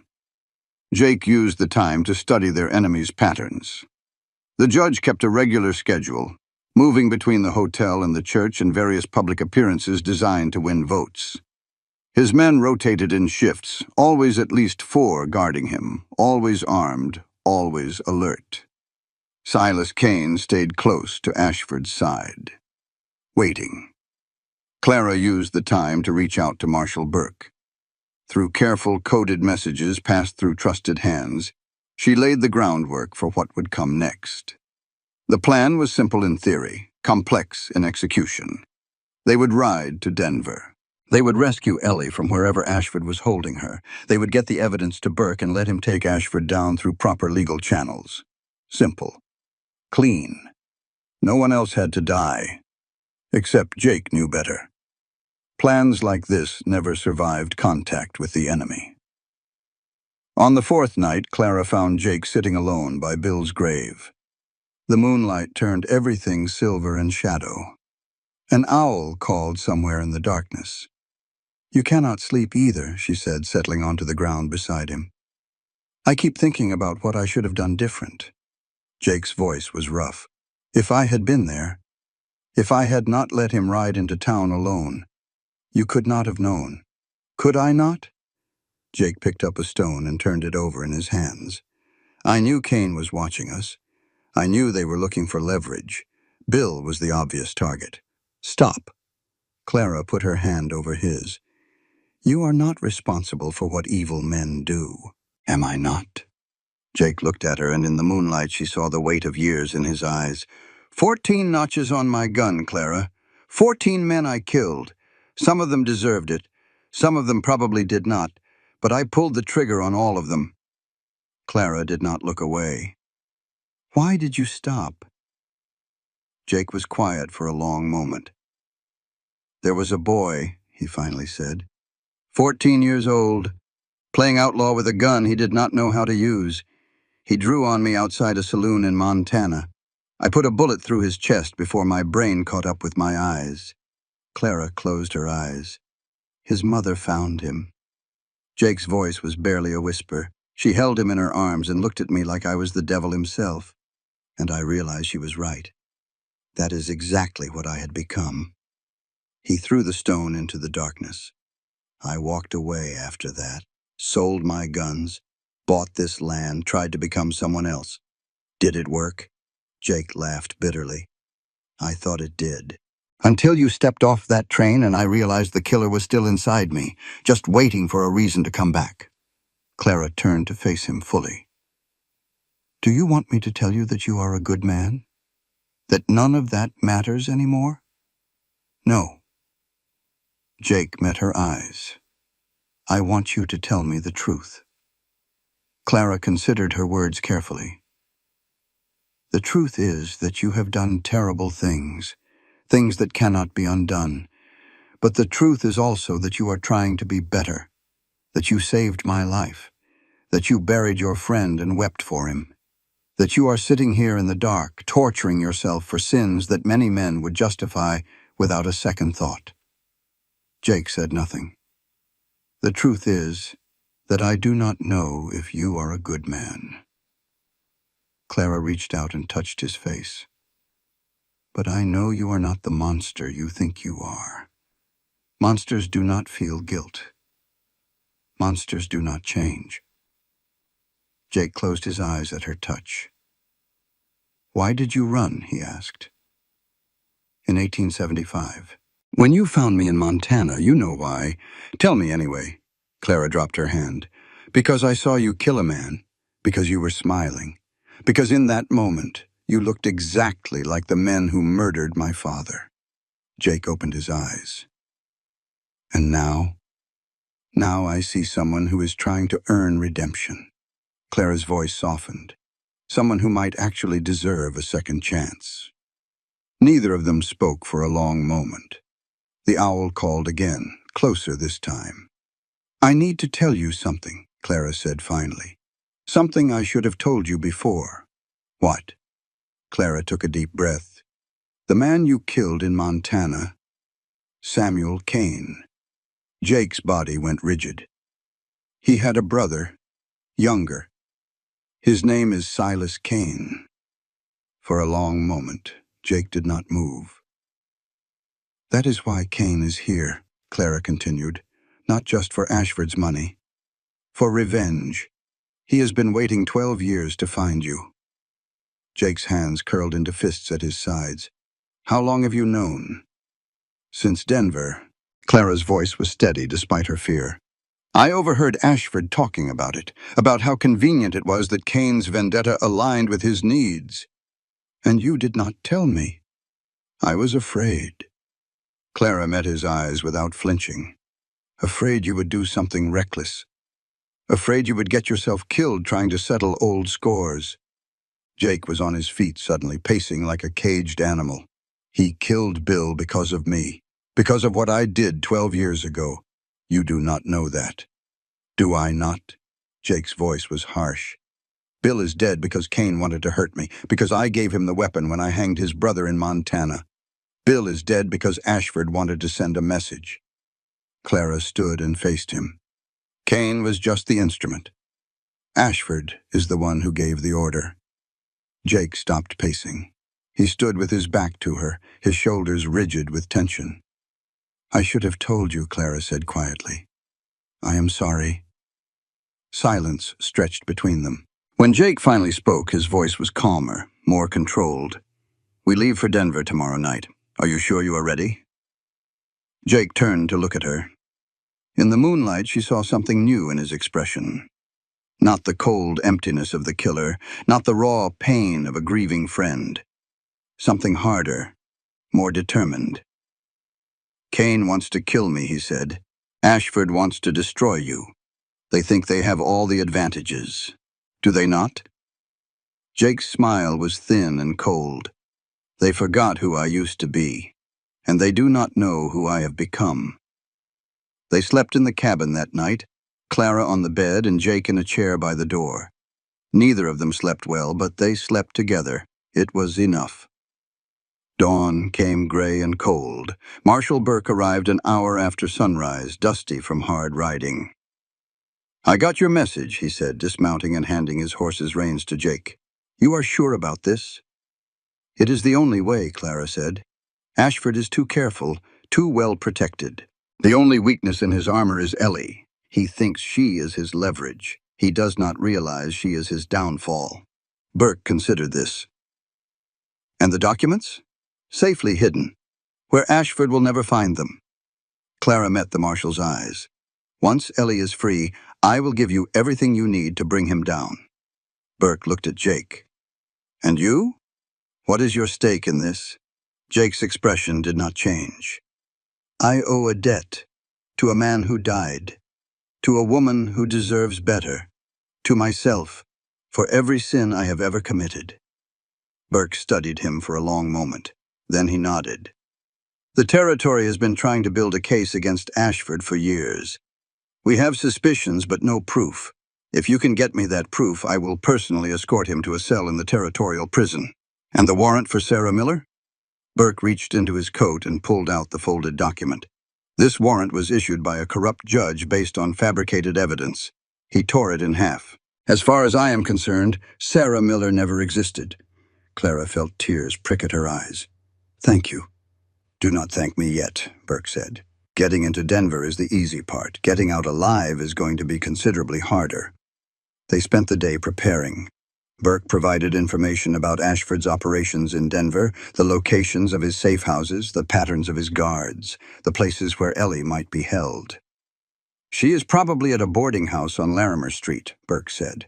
"Front for trafficking operations. Heavy security, at least 8 men on guard at any time." "How do you know this?" Clara asked. Burke's smile was grim. "I have been investigating Ashford for 2 years. I know more about his organization than he probably realizes. Then why have you not moved against him? Because every time I get close, evidence disappears, witnesses vanish, judges dismiss charges for procedural reasons. Burke's expression hardened. Ashford has friends in high places. The only way to bring him down is with overwhelming proof and overwhelming force.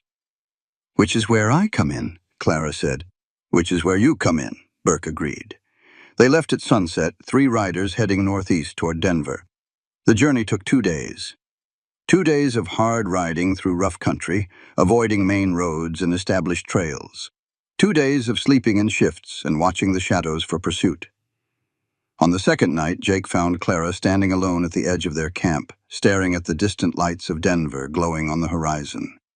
Scared? He asked. Terrified.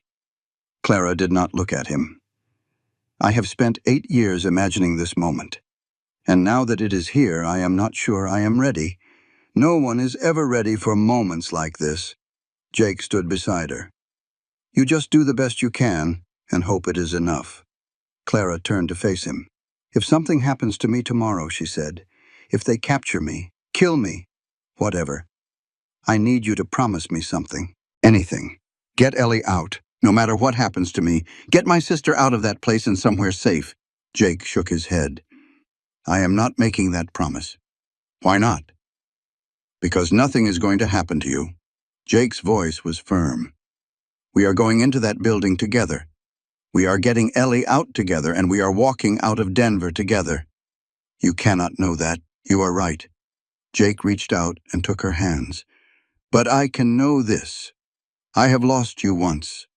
I spent 19 years regretting it. I am not going to lose you again. Clara felt tears slip down her cheeks. Jake. I love you, Clara. Jake's voice was rough. I have loved you since we were kids in Tennessee. I loved you through 19 years of not knowing if you were alive or dead. And I will love you until they put me in the ground. Clara closed her eyes.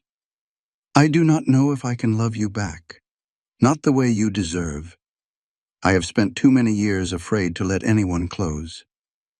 I am not asking you to. Jake squeezed her hands. I am just asking you to let me try to earn it. Clara opened her eyes and looked at him. At this scarred, broken, beautiful man who had waited 19 years for a promise she had never been able to keep. All right, she said. We do this together. Together, Jake agreed. And somewhere in Denver, in a boarding house on Larimer Street, Ellie Hawkins sat in a locked room and prayed that someone would come for her. She had been praying for 8 years. Tomorrow, her prayers would finally be answered. There are 2 ways into a fortress. The front door with an army, or the back door with shadows. He always preferred the back door. Denver sprawled across the plain like a queen, confident in her beauty. All brick buildings and paved streets and gas lamps flickering in the evening darkness. The mountains rose behind her like a crown, their peaks still white with snow, despite the summer heat below. Jake had not been to Denver in years. The city had changed, grown, become something almost civilized. But underneath the veneer of respectability, the same old sins still flourished. He could see them if he knew where to look. The saloons that served as fronts for gambling dens, the boarding houses that were actually brothels, the respectable businesses that laundered money from less respectable sources. Ashford's territory. They entered the city separately, Burke taking the main road while Jake and Clara circled around to approach from the south. Better not to be seen together until they had no choice. The boarding house on Larimer Street was exactly where Burke had said it would be. A 3-story wooden structure with lace curtains in the windows and a fresh coat of paint on the door. It looked like exactly what it pretended to be, a respectable establishment for single women seeking temporary lodging. The armed men watching from the shadows told a different story.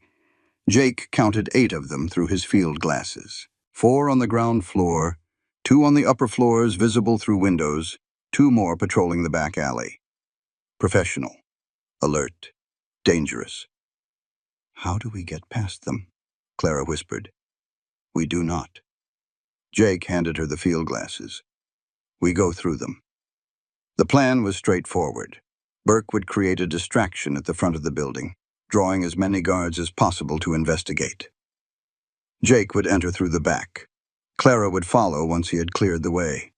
Simple, direct, violent. Jake did not like it. Too many variables, too many things that could go wrong. But they were out of time and out of options. "Are you ready?" he asked Clara. "No."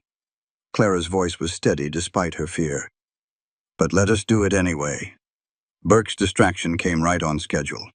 A fire in a trash heap at the end of the block, accompanied by shouts of alarm.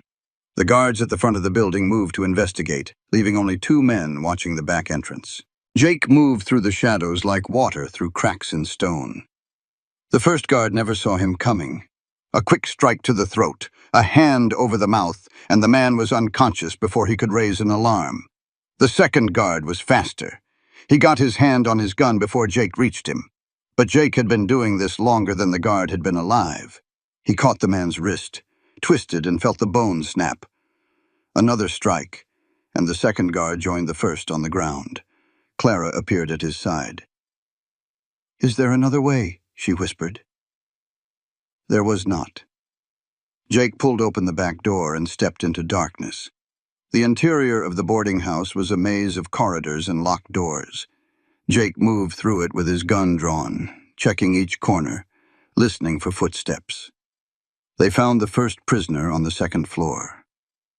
A young woman, barely more than a girl, huddled in a corner of a small room. She looked up at them with hollow eyes that had forgotten how to hope.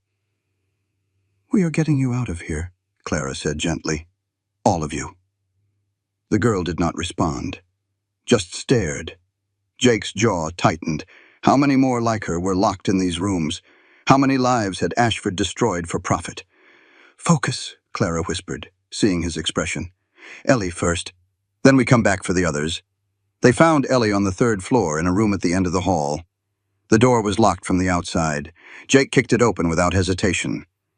The woman inside looked up at the noise. She was thin and hollow-eyed, with dark hair that had gone gray at the temples. She looked 60 years old despite being barely 30.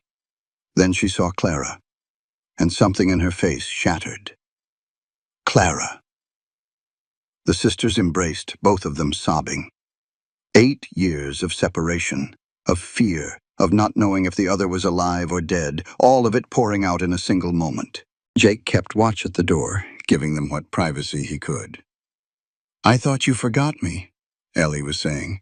"I thought you had abandoned me. Never." Clara held her sister like she would never let go. "Not for one single day. I have been working to get you out since the moment they took you. I just could not find a way that would not get you killed." Ellie pulled back, her face wet with tears. "They told me you were dead, that you had been killed trying to escape. They showed me a body. They lied." Clara wiped the tears from her sister's face. "They always lied. But I am here now, and we are leaving this place forever." Jake heard footsteps on the stairs, many of them, moving fast. "We have to go," he said. "Now." They ran. The back stairs were clear, but not for long. Jake could hear guards converging from multiple directions, drawn by the commotion of their rescue. "Burke," Jake said through gritted teeth. "Where the hell are you?" As if in answer, gunshots erupted from the front of the building. Burke had arrived with reinforcements.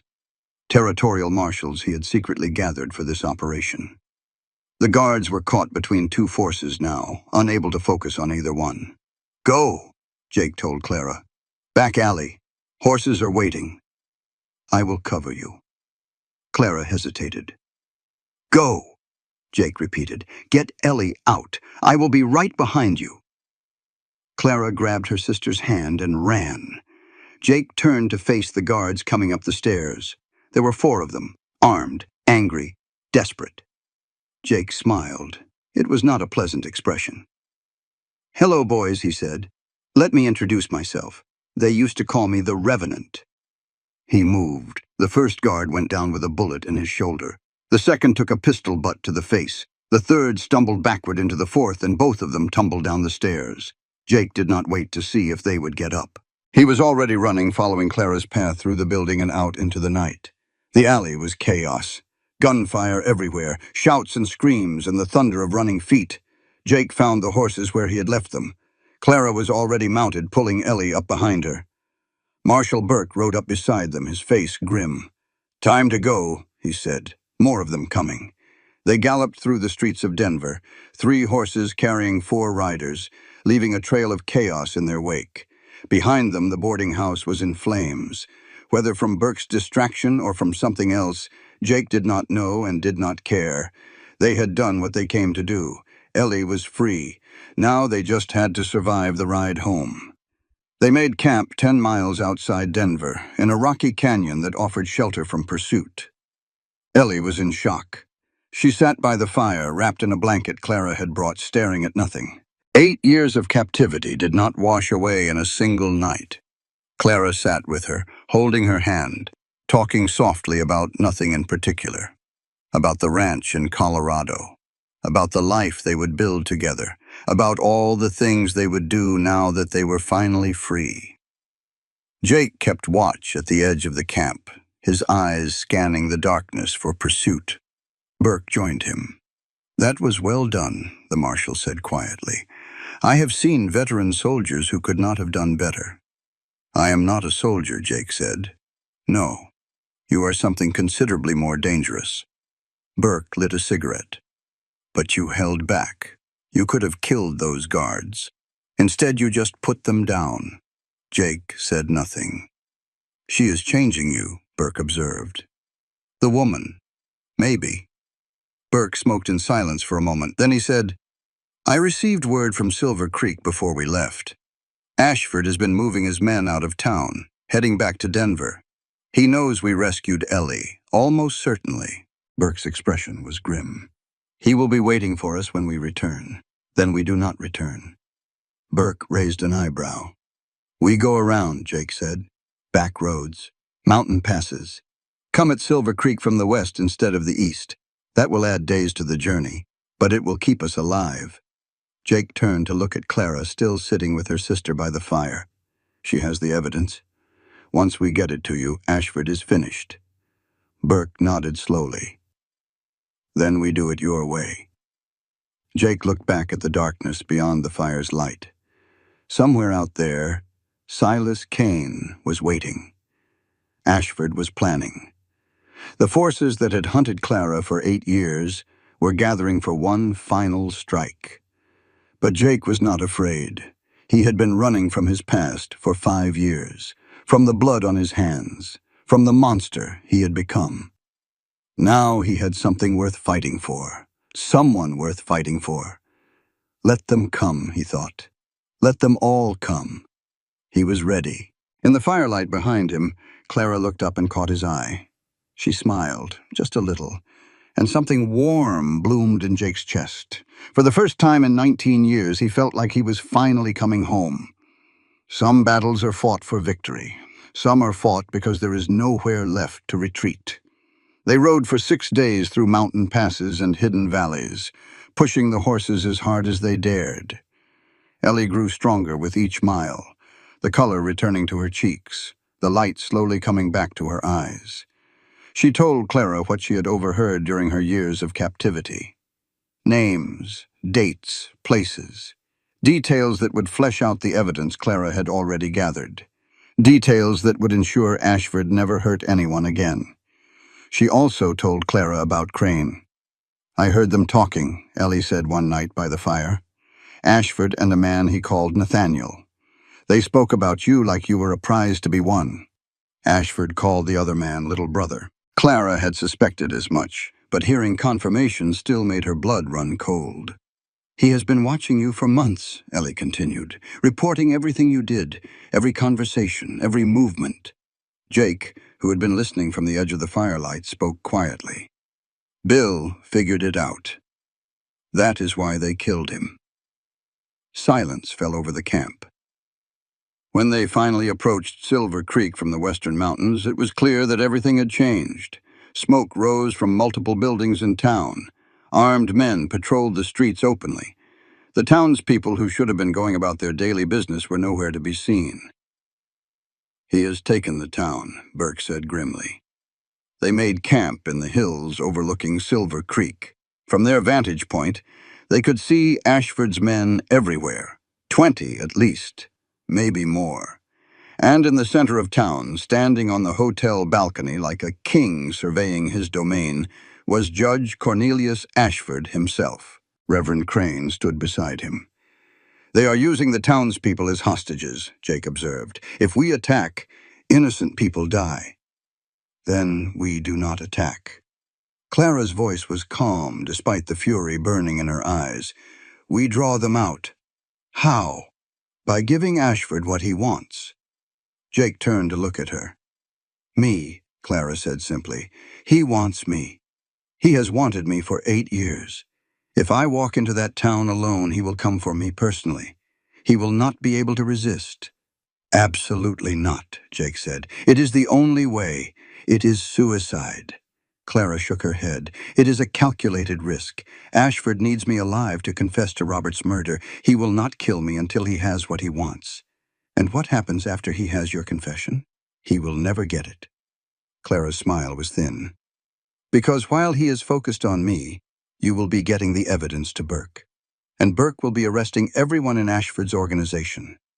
Jake was shaking his head before she finished speaking. "There has to be another way." "There is not." Clara reached out and took his hand. "We have been over this 100 times. Every plan ends the same way. Someone has to walk into that town and face Ashford directly, and it has to be me. Why? Because this is my fight." Clara's voice hardened. "He killed my father. He enslaved my sister. He destroyed my life. I will not let someone else pay the price for my revenge. This is not revenge. This is justice." "Is it?" Clara met his eyes without flinching. "Can you honestly tell me you do not want to see Ashford dead? That you do not want to be the one to pull the trigger?" Jake was silent. "I need to do this," Clara said softly. "Not for revenge. For closure. For the chance to finally stop running." Jake stood and walked to the edge of the camp. He stood with his back to her for a long moment, looking down at the town where armed men waited to kill everyone he cared about. Then he turned back. "I will go with you." "No. Not to fight. To talk." Jake's expression was determined. "Ashford thinks he has all the power, but he does not know everything. He does not know about Burke and his marshals. He does not know we have already sent copies of the evidence to newspapers in Denver and San Francisco." Clara stared at him. "We go in together. We face him together. And when his world starts crumbling around him, we walk out together." Clara wanted to argue. Every instinct told her that letting Jake walk into danger was wrong. But she also knew he was right. This was not her fight alone. It had not been her fight alone since the moment Jake had appeared in that alley and chosen to stand beside her. "All right," she said finally. "Together." "Together," Jake agreed. Burke spent the next hour positioning his marshals in the hills around town. 20 men against Ashford's 20, even odds if it came to a fight. The journalist from Denver was already on his way back to the city with copies of Clara's evidence. By tomorrow, the whole territory would know the truth about Judge Cornelius Ashford. But first, they had to survive tonight. Jake and Clara rode into Silver Creek side by side as the sun began to set. The townspeople watched from behind shuttered windows. Ashford's men tracked their progress with guns drawn but did not fire. They had their orders. Ashford was waiting for them in front of the hotel. He looked exactly as Clara remembered, distinguished and handsome, and utterly corrupt. Silas Kane stood beside him. "Miss Hawkins," Ashford said pleasantly, "how good of you to finally accept my invitation. I did not have much choice." Clara dismounted and stood facing him with her chin held high. "You burned half the town to get my attention, a necessary motivation." Ashford's smile never wavered. "I have been trying to have this conversation for 8 years. You kept running. I am not running anymore. Clearly." Ashford's eyes flicked to Jake. "And you brought your pet killer. How charming." Jake said nothing. His hand rested on his gun, but he made no move to draw. I know what you want, Clara said. You want me to confess to killing Robert Whitmore, to take the blame for a murder you ordered. I want justice, Ashford said smoothly. Robert was a good man who did not deserve to die. Robert was your creature. He tried to kill me when he found out I had taken the ledger books. I defended myself. A likely story. Ashford shook his head sadly. But without those ledger books, it is your word against mine. And I am a territorial judge. You are a runaway servant accused of murder. Clara smiled. It was not a pleasant expression. The ledger books are on their way to Denver as we speak, along with my sister's testimony, along with the evidence Bill Hensley gathered about your brother, the preacher. Ashford's smile flickered. By tomorrow, every newspaper in the territory will be printing the truth about Judge Cornelius Ashford. Clara's voice rang across the silent square. The trafficking, the murders, the bribed officials. All of it. You are bluffing. Am I? Clara gestured toward the hills around the town. There are 20 territorial marshals waiting in those hills. They have warrants for your arrest, your brother's arrest, and the arrest of every man in your organization. Ashford's face had gone pale. You have a choice, Clara continued. Surrender now and face trial, or fight and die here in the street. For a long moment, no one moved. Then Silas Kane stepped forward. I do not care about trials, he said quietly. I do not care about evidence or newspapers or territorial marshals. His eyes fixed on Jake. I care about one thing. The man who killed my brother. Jake met his gaze without flinching. Samuel Kane murdered a family, Jake said. Parents and 3 children. The youngest was 4 years old. He was my brother. That does not change what he did. Silas drew his gun in a motion too fast to follow. No, Jake said. Let us do this properly, just you and me. Silas hesitated. You have been waiting 12 years for this moment, Jake continued. Are you going to waste it on a quick shot in a crowded street, or do you want to face me man to man? Silas considered for a moment. Then he smiled and holstered his weapon. All right, bounty hunter. Man to man. They moved to the center of the street. The townspeople pressed back against the buildings, clearing space. Clara wanted to scream, wanted to grab Jake and run, but she knew it would do no good. This was a debt that had been waiting 12 years to be paid. All she could do was watch. The 2 men faced each other across 20 feet of dusty street. Silas stood loose and ready, his hand hovering near his gun. Jake was utterly still, a statue carved from stone and silence. Any last words? Silas asked. Jake nodded slowly. Your brother begged before he died. Begged for mercy. Begged for his life. And I gave him the same mercy he gave that family in Wyoming. Silas's face contorted with rage. He drew. Jake drew faster. 2 shots rang out as one. Silas staggered backward, a red bloom spreading across his chest. He looked down at the wound with something like surprise. Then he looked at Jake. At least, he whispered, at least you remember his name. Jake's voice was quiet. I remember all of them. Silas Kane fell. For a moment, no one moved. Then chaos erupted. Ashford shouted orders to his men. Burke's marshals came pouring down from the hills. Gunfire exploded across the square as the 2 forces clashed. Jake grabbed Clara and pulled her behind a water trough. We have to get out of here. Wait, Clara pointed toward the hotel. Ashford is running. The judge had abandoned his men. He was sprinting toward a carriage waiting at the end of the street, his white gloves flashing in the fading light. Clara ran after him. She caught up to him just as he reached the carriage. She grabbed his arm and spun him around. Where do you think you're going? Ashford's mask of civility had finally cracked. His face was twisted with fear and rage. You stupid girl! You think you have won? I have connections all over this territory. I will be back on the bench within a year. Clara shook her head. Your connections are already being arrested. Your brother is in custody. Your organization is finished. Ashford lunged for her throat. Clara had been waiting for this. 19 years of running, of hiding, of being afraid. All of it came down to this moment. She stepped aside and let his momentum carry him past her. As he stumbled, she drew the pistol Jake had given her and pressed it to the back of his head. "One reason," she said quietly. "Give me one reason not to pull this trigger." Ashford froze. "If you kill me, you will hang." "Maybe." Clara's voice was steady. "But it might be worth it." For a long moment, she stood there with the gun pressed to his skull. The temptation to pull the trigger was overwhelming. This man had destroyed her family, had enslaved her sister, had hunted her across the frontier for 8 years. One bullet, and it would all be over. But then she thought about Jake, about Ellie, about the life she wanted to build once this was finished. She thought about the difference between justice and vengeance. Slowly, she lowered the gun. "You are going to trial," she said. "You are going to face every one of your victims, and when they hang you, I am going to be there watching." Marshal Burke appeared beside her. "Clara Jane Hawkins," he said formally, "I need your statement. And this man needs to be placed under arrest." Clara handed him the gun.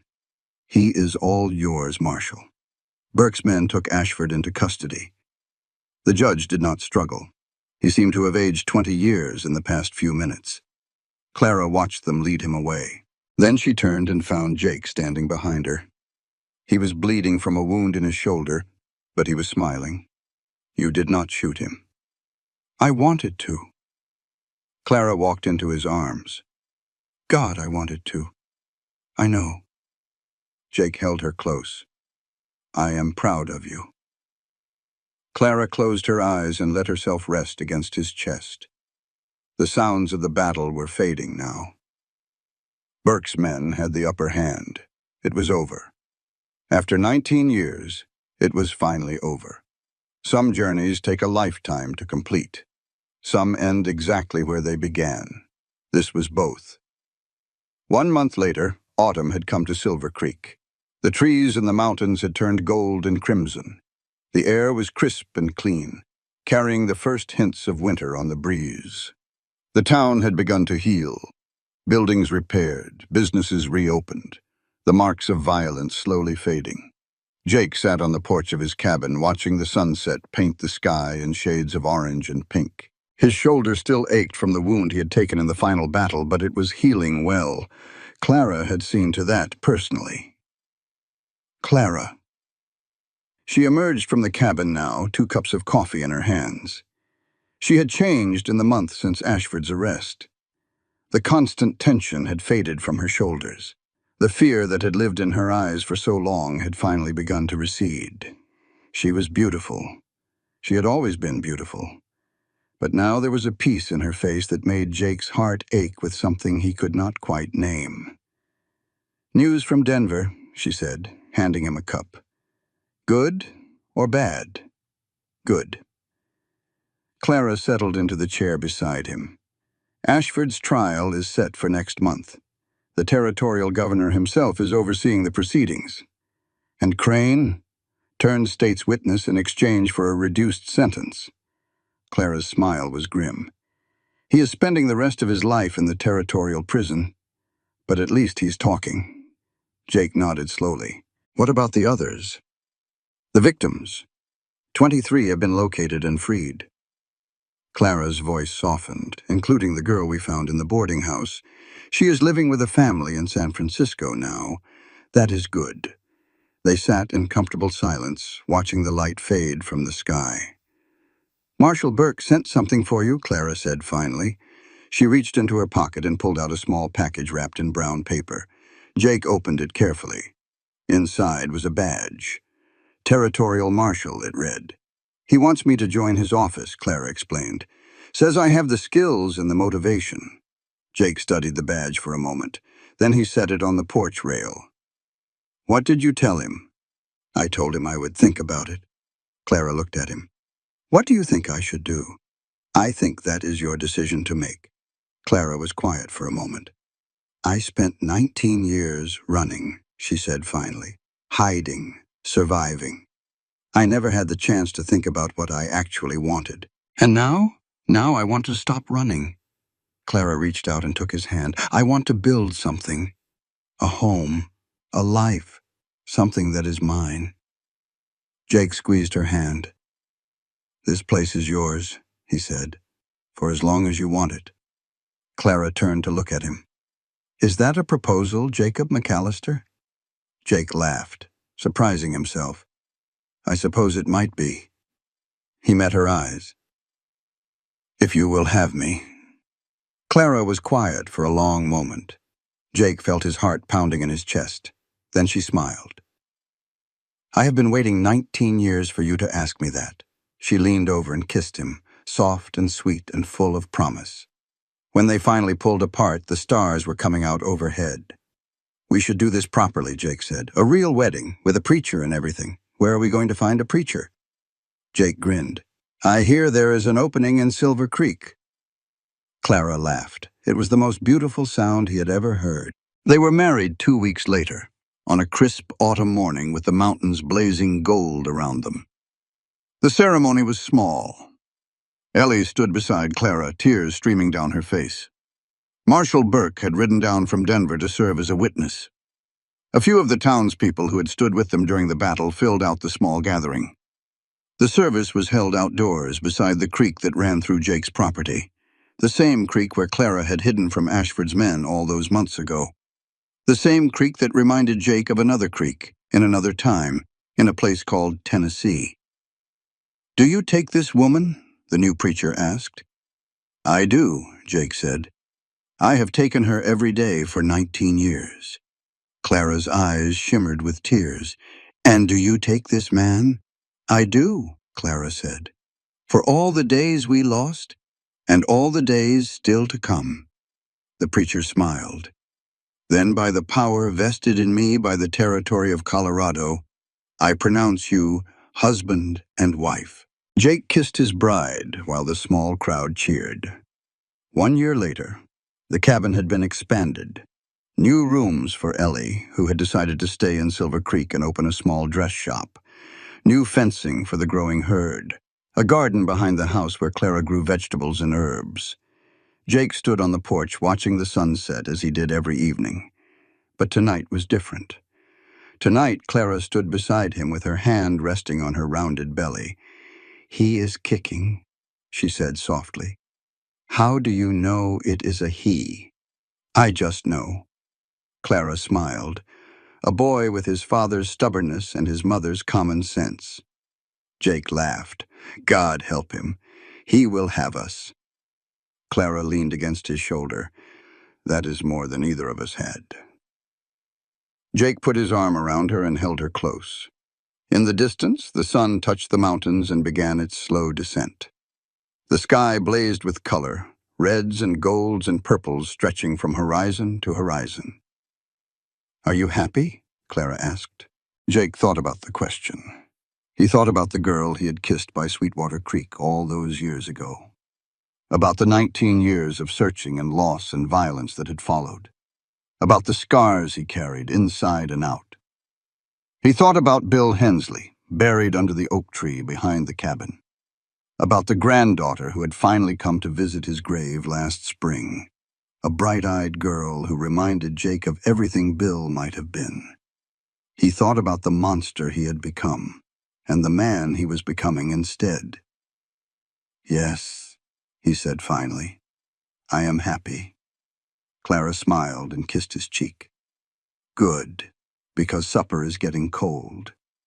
She turned and walked into the cabin, leaving the door open behind her. Jake stood for a moment longer, watching the last light fade from the sky.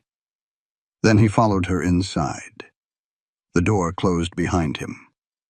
Outside, the Colorado stars emerged one by one, countless points of light scattered across the velvet darkness.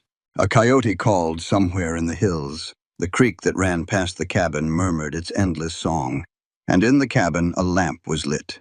Its warm glow spilled through the windows, a small beacon of light against the vast wilderness. A home, finally. After 19 years, after fire and blood and loss, after everything that had tried to tear them apart, they had found their way back to each other. Some loves arrive on time, gentle as spring wind. Others must cross fire and blood, loss and years to find their way home. Both are worth the journey. But the loves that survive the fire, the ones that are tempered by loss and strengthened by years, those are the loves that last forever.